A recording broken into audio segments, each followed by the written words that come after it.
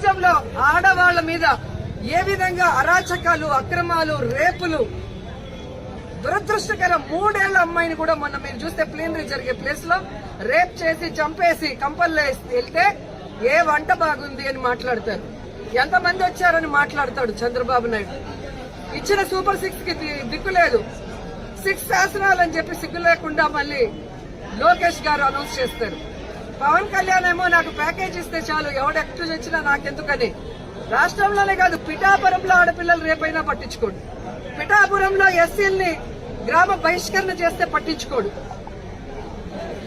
Sugali case అన్నారు, ఏమైందో తెలియదు. 30,000 మంది మాయమయ్యారన్నారు. మరి ఆ రోజు ఇంటెలిజెన్స్ వ్యవస్థ నీకు చెప్తే ఈ రోజు కూటమి ప్రభుత్వంలో ఉన్న నీకు ఇంటెలిజెన్స్ చెప్పదా 30,000 మంది ఎక్కడున్నారు?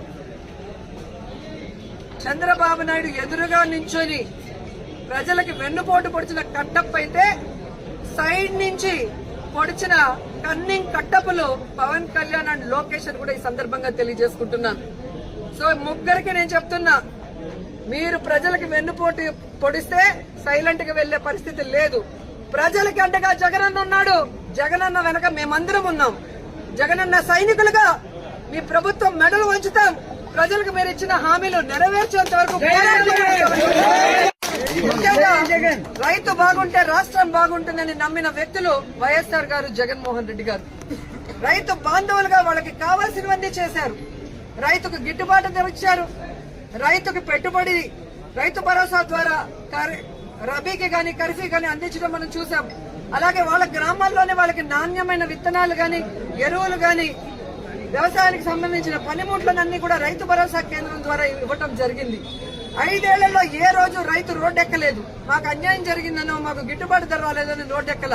కానీ తెలుగుదేశం పార్టీ అధికారంలోకి వచ్చిన తర్వాత మిర్చి రైతులు రోడ్డెక్కారు, మామిడికాయ రైతులు రోడ్డెక్కారు, పసుపు రైతులు రోడ్డెక్కారు.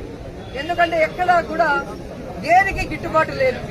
ఈరోజు రైతులైతే కన్న నీళ్లు కాదు, రక్తపు నీళ్లు వస్తున్నాయి కళ్లల్లో నుంచి. ముఖ్యంగా చిత్తూరు జిల్లాలో మామిడికాయలు ఎక్కువ. మామిడికాయకి రేట్ లేక కనీసము 5 రూపాయలు అంటే కోసే కూలీ కూడా రాకుండా ఈరోజు వాళ్ళు ఇబ్బంది పడే పరిస్థితి వస్తే పట్టించుకునే నాదుడే లేదు. ఈరోజు పసుపుకి గాని, మిర్చికి గాని, వరికి గాని దేనికి కూడా ఇవ్వలేదు. రైతు భరోసా అంటే అన్నదాత సుఖీభవ ఇవ్వలేదు.